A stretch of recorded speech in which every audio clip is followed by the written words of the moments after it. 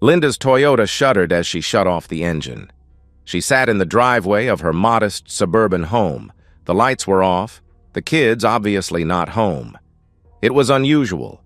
Ever since last year, her husband, Jim, had been leaving work early to pick them up from school. He was trying to spend more time with them. It was sweet, but tinged with an underlying hint of the darkness that still clung to their small family. Her hands trembled slightly on the steering wheel. It had been almost a year since that horrible night at Morrison's. A year since she let Mark Lavaliere sweep her away for a night of poor decisions. A year since she left her husband alone in that club, shattering her marriage and her family. The last 12 months had been torture. Every day a mixture of guilt wearing a mask of fragile hope. A quiet battle to prove to Jim that she'd chosen him, at least since that night. She'd worn her mask like a second skin, embedding it on her flesh with every ounce of willpower she had. Tending to her new marriage with a devotion that had been almost maniacal. In truth, she was coming apart at the seams, unable to bear the burden of making it up to her husband, especially when his eyes still held that distant chill. He said he had forgiven her, but he had not forgotten. Tonight, she'd try again. She'd push past the pain and summon some spark from that night she had shared with Mark and redirect it to Jim. It was wrong, but it was all she had. Linda stepped out of the car, her heels crushing some late February snow. It was odd that the house looked so dark. Fumbling for her keys, she finally unlocked the door and stepped inside, her instincts screaming at her that something was wrong. "Jim? Emma? Tommy?" she called out, her voice bouncing off the walls. She dropped her purse on the entry table and flicked on a light. The silence pressed in, thick and heavy. Maybe they're at a neighbor's? Or getting dinner on their way home? She checked her phone again for messages, but found none. She sent a text. "Honey? Are you with the kids? When are you coming home?" That itching in the back of her skull was getting louder. She went next door, then across the street. No one had seen them. The clock ticked past 6, then 7, then 8. The knot tightened in her gut. She dialed Jim's phone, her fingers fumbling. She left a panicked message on his voicemail. She tried Emma's little prepaid cell, then Tommy's school friend's mom. Nothing. Her breath quickened as she paced the living room, the familiar hum of their home now a mocking void. She called her parents, her voice cracking. "Mom, they're gone. Jim and the kids, they're not here. I've been calling, but they're not answering." Her mother's tone was gentle but edged with something Linda couldn't name. "Oh, honey, are you sure they didn't just step out? Maybe Jim took them for ice cream or something?" "No, Mom. It's too late for that. Something's wrong, I can feel it." Linda's eyes darted to the window, half expecting to see them walking up the path. Nothing. "Well, call the police if you're that worried. But Linda, after everything, maybe he just needed some space." Linda hung up. She knew what her mother meant. The night with Mark, the public humiliation, the destruction of Jim's trust in her. Space? After everything? She shook her head, refusing to believe that things were still that bad. Instead, she called Dee, her last tether to sanity. "Dee, they're missing. Jim and the kids, they're gone. I don't know what to do." Dee's pause stretched too long. "Linda, have you watched the news today?" "What? No, why would I?" "My family's missing, Dee," Linda snapped, her voice rising. "Mark's missing too, since yesterday." The horror that Linda had been trying to keep at bay finally overwhelmed her. Her knees buckled and she sank onto the couch, the phone slipping from her hand. The coincidence clawed at her, a sick twist of fate. The itching in the back of her skull was a howl. "God, please no!" She scrambled for the remote, flipping to the local news. It was big news. Mark was a celebrity, a hometown hero, a man who stole other men's wives, and they thanked him for it. He was a god among men. And now, he was gone. Mark Lavaliere, star tight end for the city's football team, was last seen 2 days ago. Police are investigating possible connections to his known associates. Linda's stomach churned. She turned it off, unable to hear more, and called the police. The first officer arrived within the hour, a stocky man with a handlebar mustache and a tired expression. Linda met him at the door, eyes wild and tinged red. "My husband and kids are gone. I've called everyone. Please, you have to find them," she pleaded. The cop scribbled as she spoke. "When did you last see them, Mrs. Grayson?" "This morning. I kissed Jim goodbye before work, dropped the kids at school. Everything was normal." Her voice broke. "Please, they're my whole world." He nodded, but his next question shifted the air. "We need to ask about Mark Lavaliere. You know him, right? He's been reported missing too." Linda froze, her throat tightening. "Yes, I know him. I danced with him once a year ago. That's it. Why are you asking about him?" "Just covering bases," he said, but his gaze lingered, sharp and probing. "Any reason your husband might have a problem with him?" She flinched. The implication was heavy in the air.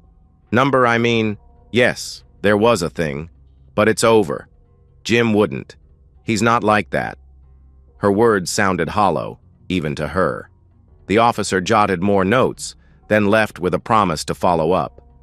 Linda stood in the doorway, feeling the neighbors' curtains twitch, their eyes boring into her, judging her. She slammed the door shut and sank to the floor.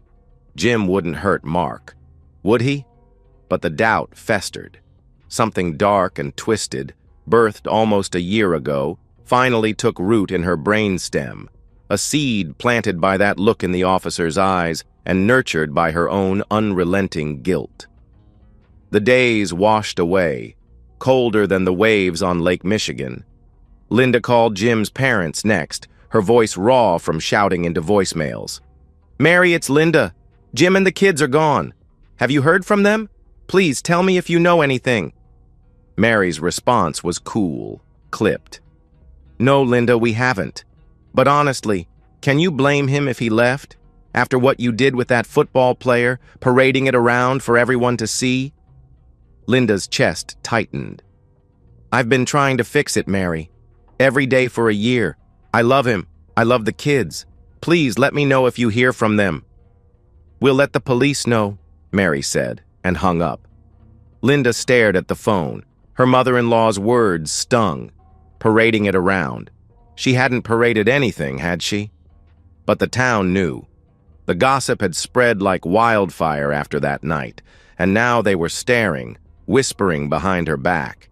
She felt it every time she stepped outside, their eyes accusing her, branding her the adulteress who'd driven her family away. The next week she stopped going to work. Her boss called, his tone sympathetic but firm. "Linda, we need you here. You've missed 3 days. What's going on?" "I can't," she mumbled, her voice flat. "My family's gone. I have to wait for them." "Take some time then, but you need to let us know when you're coming back." She didn't answer, just hung up, and let the phone clatter to the kitchen counter. Work didn't matter. Nothing mattered but Jim and the kids walking through that door. The chaos in the house began to reflect her own unraveling. Dishes piled in the sink, crusted with uneaten food. Trash bags slumped against the walls, spilling wrappers and coffee grounds. She stopped bathing, her blonde hair matting into greasy clumps, her skin prickling with neglect. Strange rashes broke out on her shoulders, flakes of skin always present under her scratching nails. She sat wordlessly by the window, curtains parted just enough to watch the driveway, waiting. Always waiting. Friends stopped calling. The neighbors stopped knocking.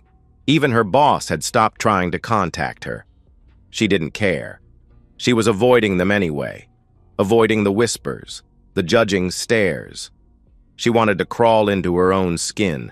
She wanted her family to come home. She muttered something unintelligible to herself, scratching fine lines down her arm, and continued her silent vigil by the window. Her parents came again a week later, their faces etched with worry.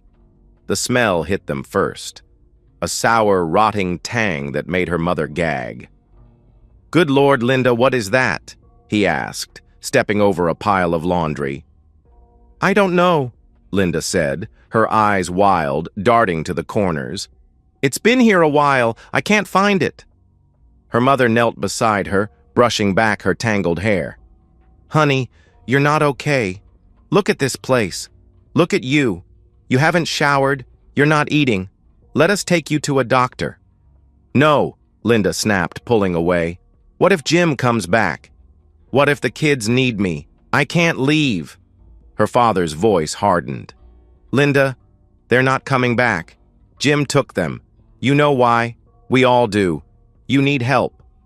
"You think I deserve this," she whispered, tears welling. "You're judging me too. Everyone is. I see it in your faces, the way you look at me like I'm trash." Linda's father looked like he wanted to say something, but he held his tongue and turned away, rubbing his face. Linda knew that look. He never did know how to deal with her. Her mother stepped in to cover. "We're not judging," her mother said softly. "We're scared for you. Please, come with us." Linda shook her head, curling into the couch. "Go. I'll be fine. They'll come back." Her parents exchanged a look, then left, muttering about a judge and a protective order. She barely heard them, her ears tuned to the silence, waiting for footsteps on the porch that never came. The police returned, this time with a woman detective. She was tall and dark, Italian or Latin. Her hair was thick and black, her face graceful but stormy. Linda sat amidst the chaos, her robe stained, her nails bitten to the quick. "Mrs. Grayson," the detective began, her nose wrinkling at the stench of Linda's rotting home. "We've confirmed your husband withdrew large sums from your accounts and his 401k. He also maxed out your homeowner line of credit and maxed out all your credit cards." Linda's hands twisted in her lap. "You're wrong. He wouldn't do that. He loves me." The detective's eyes softened, but her tone stayed firm. "Linda," she said, her voice dripping with compassion, "Jim isn't coming back." Linda silently shook her head and picked apart the crumbling tissue in her hand. It was obvious that she still wasn't ready to hear this. The detective sighed and pressed on. "We also need to talk about Mark Lavaliere.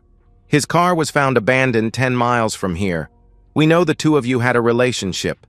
Is there anything you can tell us?" Linda's breath hitched. "We didn't have a relationship. It was just one night." Detective Annabelle Gomez internally sighed. It wasn't a very well-kept secret that Mark Lavaliere made a habit out of seducing married women, and privately she thought that if someone did do something to him, he probably deserved it.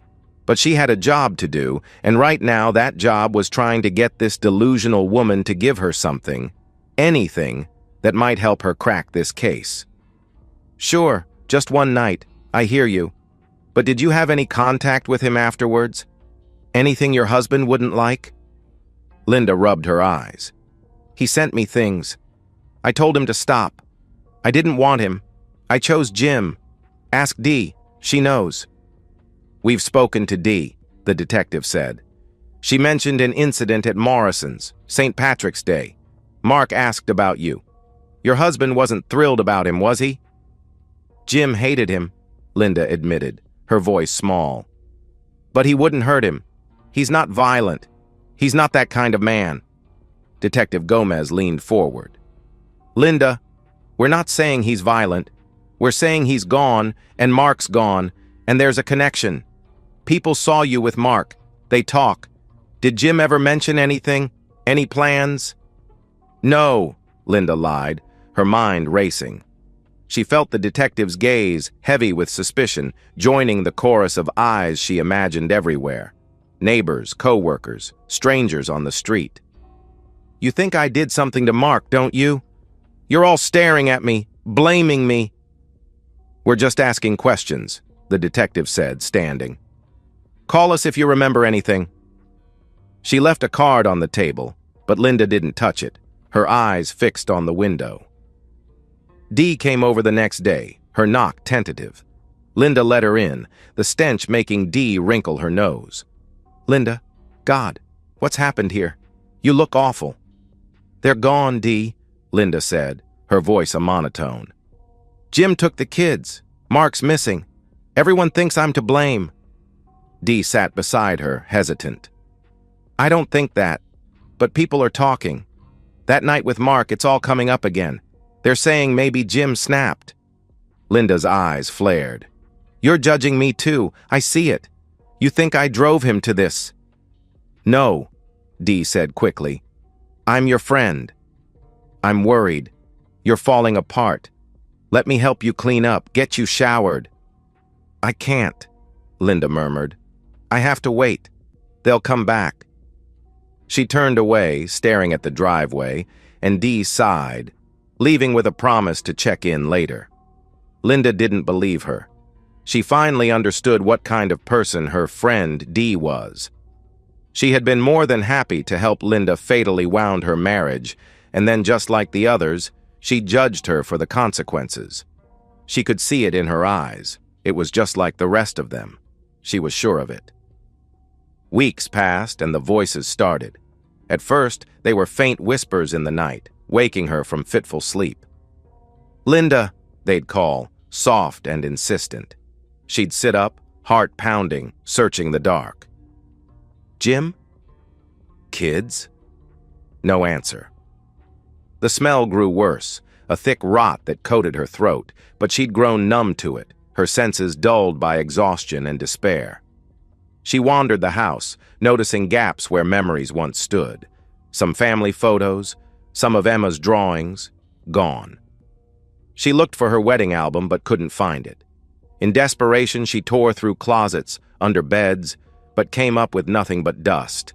The voices grew louder, a chorus now, calling her name, mocking her. She'd stand in the kitchen, staring at the trash-strewn floor, whispering back, "I'm here. I'm waiting. Come home."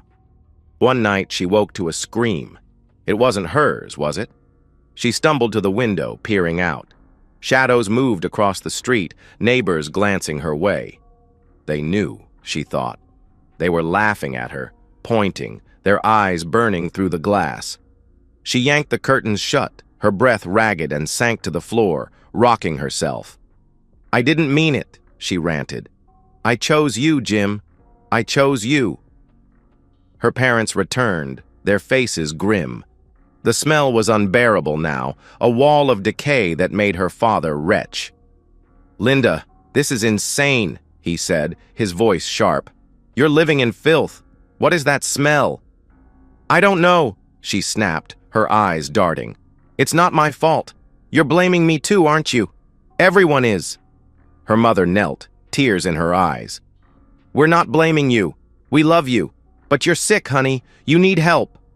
"No!" Linda shrieked, scrambling back. "I can't leave. They'll come back. You don't understand." "We do," her father said, softer now. "But you can't stay like this. We're going to a judge tomorrow. We'll get you help, whether you want it or not." They left, and Linda curled into a ball, the voices swelling around her. "Linda, Linda," they chanted, a relentless tide. She pressed her hands to her ears, sobbing, but they wouldn't stop. She hadn't bathed in weeks, her skin sticky with grime, her clothes stiff with sweat. But she didn't care. She'd wait forever if she had to. The final night, the voices roared, a cacophony pulling her from sleep. "Linda!" they shouted, clear as bells. She staggered up, her legs weak, the air heavy with ruination. Something drew her to the basement, a pull she couldn't resist. She hadn't been down there in months, hadn't thought to look. Her bare feet slapped the cold steps, the smell choking her, but she pressed on, flipping the overhead light. She wanted to scream, but nothing came. The rotted, bulging eyes of her former lover, his mouth covered with layer after layer of duct tape, was lashed to a support beam. He was naked, his form no longer perfect, no longer exuding anything other than rot and decay. Linda saw the pool of blood at his feet, traced it up his legs, and saw evidence of severe mutilation. The room began to spin as the horror and truth crashed in. Jim had done this. He had taken everything, their family, her sanity, and in return he had left her this. The message was clear. "But I chose you! I chose you! I swear I did!" she howled. Police tape fluttered around the house, a grim halo in the dawn light. The forensic crews were just wrapping up, and 2 officers lingered outside, their voices low over coffee cups. "Christ, did you hear how they found him?" the older one said as he lit a cigarette. The younger cop, a rookie and not a sports fan, chuckled. "Yep, severely mutilated. Couldn't have happened to a nicer guy." The older cop shrugged and took a sip of coffee, the steam from his drink mixing with the smoke exhaling from his breath. "I don't get it. A guy like that, famous, loaded to the gills. He could have anyone. An endless supply of models or actresses. Any attractive woman he wanted, and he does this? Targets half the married women in Chicago?" "I hear ya," said the younger cop. "Did you see the wife? Middle-aged, bottle blonde, unremarkable. The man had to be insane, or he had some serious psychological issues going on. Like, what the heck?" They shook their heads and finished their coffee. The entire situation was messed up. Someone had almost immediately talked to the press, and the tabloids were having a field day. It'd probably take some time, but eventually someone would start to wonder about the husband and the missing kids. Were they missing, or would they find more bodies in that house if they looked hard enough? Or perhaps they'd find them in an abandoned car off a rural road, or in a burnt-out building, or washed up on the shores of Lake Michigan. More horrific things had happened, and this seemed to be the kind of tragedy that had no happy ending. Linda lay in a hospital bed, her eyes hollow, fixed on the door. They had tried to use drugs and therapy to stitch her back together, but she waited, always waited, for Jim and the kids. The discovery of Mark's body had put the spotlight on her family tragedy, and soon the entire nation knew the story. The night at Morrison's, the tactless friends who covered for and encouraged her, the long list of other married women who ended up as fodder for what the internet called Mark Lavaliere's sick obsession with targeting married women. She knew it was true. Sure, she had been beautiful, for a nearing middle-aged mother of 2, but Mark was young, handsome, outrageously fit, famous, and rich. He didn't pick her because she was irresistibly beautiful. He picked her because he wanted to ruin her, and she had happily let him. Linda had leapt at the chance to become a more than willing accomplice to her own destruction. All because she wanted to believe that her aging body, changed after bearing 2 children, made her desirable to a man she knew should never want her. Jim's revenge had splashed across screens and papers around the world, and Linda had become a reviled, cautionary tale of a woman. People had sympathy for Jim. They said things like, "I don't agree with what he did, but I can understand why he did it," often with a knowing look or a sheepish smile. Linda, however, was nothing more than an unfaithful wife, a narcissistic woman, a selfish person. The public scorn was palpable and clung to her like rancid filth, in stark contrast to her friends' eager encouragement and excuses. "It's just one night," she had told everyone, but that one night had stretched into an endless nightmare. Far away, under a warm tropical sun, Jim watched his children play with their new puppy in his large walled garden. He heard the patio door open and his girlfriend Maria announcing to the kids that lunch was ready. He took a sip of his Bellikin Sprite and sauntered after the children into their rather large home. Maria was sitting at the island kitchen across from the kids and laughing. It was comforting in a quiet, familiar way. "I'm going up to the den for a bit," he said, placing his empty drink down on the counter. "I just need finish up some paperwork and then we can all go to the beach." Tommy, or Jake as he was now known, perked up. "Can we take the boat out, Dad?" "Please?" Jim smiled and said, "You bet sport. Now be good for Maria. I'll be right back." There had been a lot of boat trips, trips to the zoo, presents, new toys, and recently a puppy over the last few months.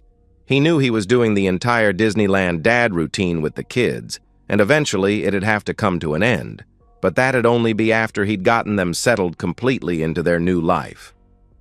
Up the stairs and behind the locked door of his library, he logged onto a secret email account through an encrypted proxy and read the latest report from the PI he was still paying. The police were obviously still looking for him. They knew that he had fled the country but weren't certain where. That was good news, and he hoped that his luck would hold out. Linda was still in the hospital. It looked like her mental breakdown might be more serious than anyone initially thought. This gave him a dark sense of satisfaction that even after everything he had done, still surprised him in how pleased it made him feel. Darn that woman. Jim had done a lot of things that he never thought he'd do. Things that had been all but incomprehensible to him before that leap year night in February. Things that still made his skin crawl in the darkest parts of the night. What was it that Churchill said? Even a cornered rat is dangerous? That's what he had been. A cornered rat. A helpless victim, torn between his love for his children and a lifetime of emotional abuse and manipulation. Linda, he had concluded, must be some sort of sociopath to have done what she had to him, so brazenly and so publicly. To make matters worse, she was completely without remorse, saying nonsense like how he loved her so much that it made it okay, or understandable for her to eviscerate and emasculate him. Then, when he read her confession, he understood the depths of her absolute disregard for him. She didn't even have the decency to lie about what a fantastic lover her football star had been. It made him wonder if part of her strategy, aside from the constant manipulation, was to just make him feel so small and insignificant and inferior that he'd stay with her out of gratitude for having even a scrap of her attention, as if she was some kind of prize. Jim had learned a lot from Linda and their friends. He learned about callousness, about misdirection and lies, about how efficient it was to turn trust into a weapon to destroy people. He learned it well. He nurtured his resentment and choked down his shame as he forgave her as part of LW's emasculating stunt with that woman Ellen. And then he planned. Money was easy. Linda never did the books before or after her betrayal. He simply cashed out investments and moved funds to an overseas account. He tricked Linda into co-signing on a second mortgage for home improvements by preying on her desire to make it up to him. He secured passports and documents for the children and had them altered. He drew down his 401k and sold everything he could get his hands on, leaving Linda broke and him with enough startup capital to begin a new life, with a new name in a new country. He started being more romantic and flirtier with Linda, even taking her back to their bed. It was all part of his own misdirection. He convinced her to send him inappropriate photos while he was at work, and she was all too eager to comply. He had long ago copied Mark's cell phone number out of Linda's phone, and with a burner and some pictures he lured Mark to his fate. "Use this number. I don't want my husband to know you're seeing me." The violence had been liberating in ways that Jim had never imagined. The look on Lavaliere's smug face as he approached his restrained body with the almost comically large garden shears was priceless. Was he a monster for killing Mark? For ruining Linda? For stealing their kids? Absolutely he was. He knew that he had done evil, worse even than Linda had done to him and their children. But what choice did he have? The weight of the expectations of friends, family, and society had borne down on him. Either accept it and lose himself, or fight it and lose everything else. There was no acceptable way for him to win or even leave with his dignity and life intact. He was the cornered rat. So, he bit back. Someday, maybe even soon, he'd be held accountable for his crimes, either in a court of law or in the afterlife. Still, he would not change a thing. He couldn't. Jim Grayson, the affable and trusting guy who devoted his life to a faithless woman, had fallen into a nightmare, not of his own making, and what woke up from the dreaming was the monster.